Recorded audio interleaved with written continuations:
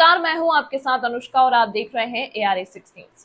रामबन से सज्जाद रोनियाल की रिपोर्ट। आज रामबन जिले के पोगल परिस्तान में तहसील मुख्यालय उखराल में एक गैर राजनीतिक बैठक आयोजित की गई। बैठक में DDC सदस्य रामसू, बशीर अहमद नाइक, स्वतंत्र उम्मीदवार सुनील रेकवाल, आप उम्मीदवार मुदस्सर मीर और पूर्व सरपंच मोहम्मद इकबाल कटोच शामिल थे। बैठक में रामबन जिले के सामने आने वाले बुनियादी मुद्दों पर चर्चा की गई। शुक्रिया अदा करता हूँ, उसके साथ साथ मोहम्मद इकबाल कटोच साहब का शुक्रिया अदा करता हूँ।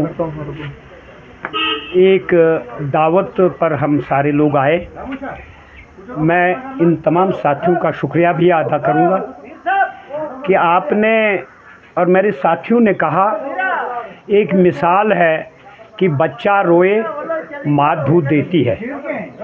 जब हमने रोना ही नहीं सीखा तो दूध कहाँ से देगी माँ? उसको 100 काम है, ज़मींदारी के काम है, बच्चा तैयार करना है। हम किसी सरकार के ऊपर गिला शकवा नहीं करेंगे, अपनी कमज़ोरी भी साबित नहीं करेंगे। लेकिन आज जो हमारा एक जॉइंट प्रोग्राम फोरम जो है, इसको पहाड़ी के नाम से कहो, ज़िला के नाम से कहो, अक्सर जो ये अभी बात की मेरे इकबाल साहब या सुनील सर ने बात की कि ये पोगल प्रस्थान का आधा हिस्सा असेंबली सबमिट रामबन चले गई आधी और आधी यहाँ है।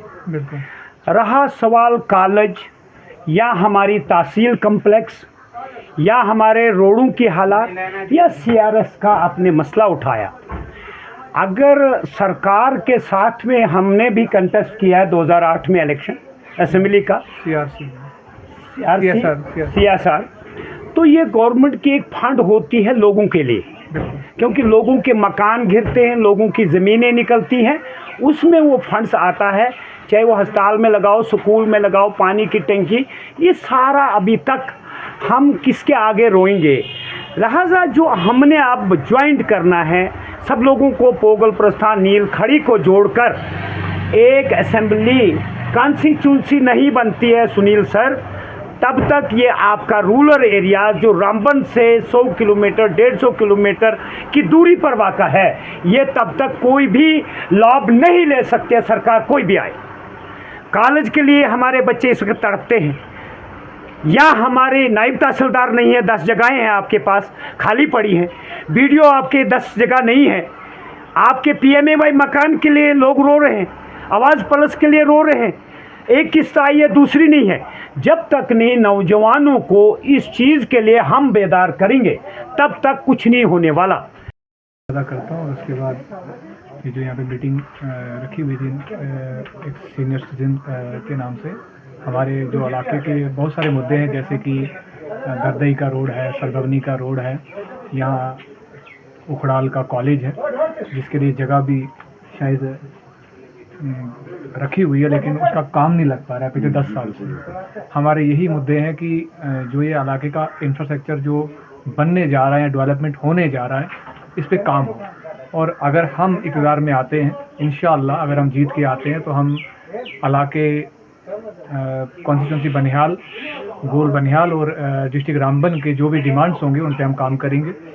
और उसके बाद अगर हम नहीं आते हैं तो हम नौजवानों से ये कहना चाहते हैं कि भाई आपको भी आगे फ्रंट फुट पे आना पड़ेगा, आपको भी इलाके के लिए आवाज़ करनी है। आपने भी जो अगर लीडर कोई किसी भी पार्टी का जीत के आता है, उसके सामने अपने इलाके की डिमांड्स रखनी है, जैसे कि कॉलेज है, डिस्पेंसरीज़ हैं, हॉस्पिटल है।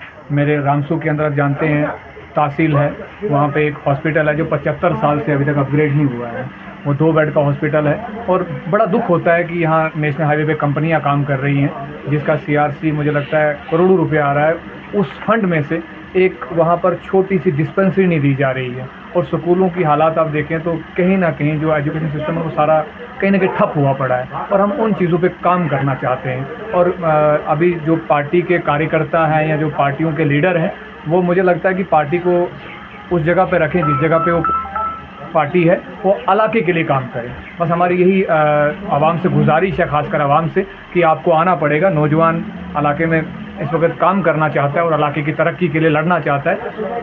बस इसी का वेलकम करते हुए ये आपसे कहूँ कि हमारा एक मशवरा हुआ था, चूँकि हालिया दिनों हमारे असेंबली इंतखाबात हुए तो तमाम पार्टियों ने अपना जो है वो मैनिफेस्टो रखा, तो हमने उससे ऊपर पार्टी से ऊपर उठकर एक मशवरा किया है कि यहाँ पर सीनियर सिटीजन्स की एक मीटिंग हो जिसमें मुख्तलिफ़ पार्टियों के लोग यहाँ पर इस इलाके की तामीर और तरक्की के लिए अपना रोल करें। जिस तरह हमें यहाँ कमियाँ हैं, चाहे वो तालीमी एतबार से हो, चाहे वो टूरिज़म के एतबार से हो, या रोड्स के एतबार से हो, या हॉस्पिटल्स के एतबार से हो, हमारे इस इलाका के अंदर सबसे पहले हमें यूँ महसूस हुआ कि ये जो बाइफरकेशन हुआ है, पोगल परिस्थान को एक इंडिपेंडेंट असेंबली हल्का दिया जाना चाहिए। बहरहाल मुस्तकबिल में हम ये जो सुनील साहब जैसे हमारे मुदस्सर साहब हैं जिन्होंने असेंबली इंतखाबात में हिस्सा लिया है और यही सोच लेके बड़े कि लोगों से जहाँ ज्यादती हुई है उनको इंसाफ दिलाने के लिए जो है हम एकजुट हुए हैं और सीनियर सिटीजन फोरम के नाम पे हम जो है आज यहाँ इकट्ठे हुए हैं।